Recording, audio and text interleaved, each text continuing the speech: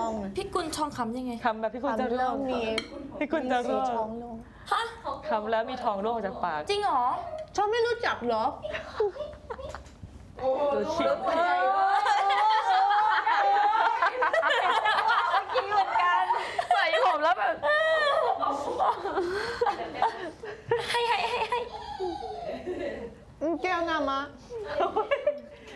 เขาไม่ เคยดูเหรอ เขาบอกว่าแก้วหน้ามา เคยดูไหม ไม่ จริง เค เหรอย เอ้า แต่รู้จัก ทำไมรู้จัก ชื่อมันไง อ่ะชื่อ แก้วน้ำมาอยากสวย แล้วทีนี้ยังไง รู้แค่นั้น อะไรนะ อยากสวยอะไรล่ะ แก้วน้ำมาเขาอยากสวย เขาอยากสวยเขาก็เลยไปขอพรท่านตาฤาษี